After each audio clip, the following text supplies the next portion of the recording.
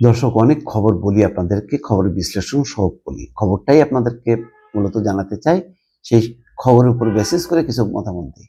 দেখেন, আমি অনেকদিন থেকে বলতাম আপনাদেরকে যে এই যে গুম হত্যার নির্দেশ, আয়নাঘর, এগুলো অত সোজা না যে এক একটা ডিপার্টমেন্ট চালু করে দেবে, শেখ হাসিনা জানবে না। নো, শেখ হাসিনার সময় গাছের পাতাও শেখ হাসিনার নির্দেশ ছাড়া নড়তে পারতো না।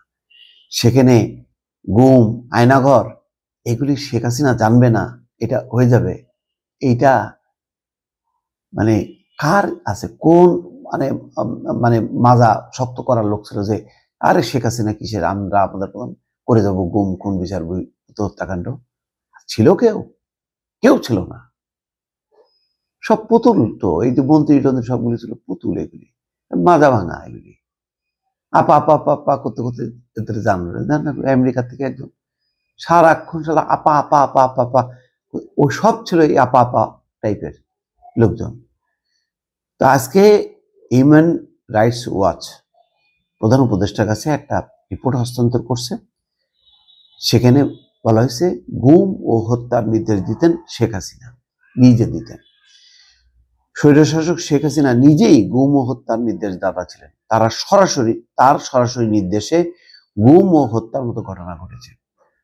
যুক্তরাষ্ট্র ভিত্তিক আন্তর্জাতিক মানবাধিকার সংস্থা হিউম্যান রাইটস ওয়াচ HRW এক প্রতিবেদনে মানবাধিকার লঙ্ঘনের এমন ভয়ঙ্কর তথ্য উঠে এসছে।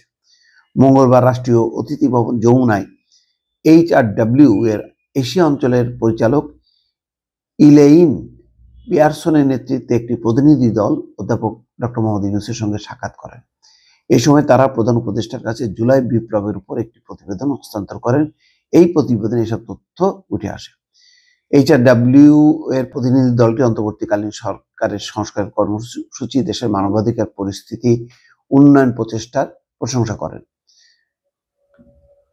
HRW এশিয়া প্রধান বলেন, আপনারা এখন পর্যন্ত যে অগ্রগতি করেছেন তাকে আমরা সাধুবাদ জানাই। জুলাই আগস্ট গণ অভ্যুত্থান সময়ের মানবাধিকার পরিস্থিতি তুলে ধরে বলেন, বাংলাদেশের সাধারণ মানুষ এখন জীবনের প্রতিটি ক্ষেত্রে মানবাধিকারের গুরুত্ব উপলব্ধি করছে। র্যাব বিলুপ্ত করার সুপারিশ তুলে ধরে বলা হয়েছে, গুম ও হত্যার জন্য দায়ী কর্মকর্তাদের অপরাধের জন্য জবাবদিহিতার আওতায় আনা উচিত। তিনি বলেন, এখানে জবাবদিহিতা থাকা উচিত। যাই হোক, এখন এই হলো পরিস্থিতি। দর্শক, মানে স্বৈরাচার শেখ হাসিনা শাসন আমলে কঠিন পরিস্থিতির মধ্যে মানবাধিকার সংস্থা হিউম্যান রাইটস ওয়াচের যে প্রচেষ্টা ছিল তার প্রশংসা করে ডক্টর ইউনূস বলেন, গত 16 বছরে আপনাদের প্রতিবেদনগুলোতে 16 বছরের এক না এক শাসন আমলের ব্যাপক অপরাধ উন্মোচনে সহায়ক ছিল। তিনি আরো বলেন, র্যাব তাদের অপরাধের জন্য প্রকাশ্যে ক্ষমা চেয়েছে, তবে বিচার বহির্ভূত হত্যাকাণ্ড এবং গুমের জন্য দায়ী ব্যক্তিদের বিচারের মুখোমুখি হতে হবে এবং শাস্তি পেতে হবে। 2009-24 সাল পর্যন্ত শেখ হাসিনার শাসনামলের নিরাপত্তা বাহিনী রাজনৈতিকভাবে প্রভাবিত ছিল এবং তারা শাসক দলের ক্যাডারের মতো আচরণ করতো, এটা পিয়ারসন বলতেছে।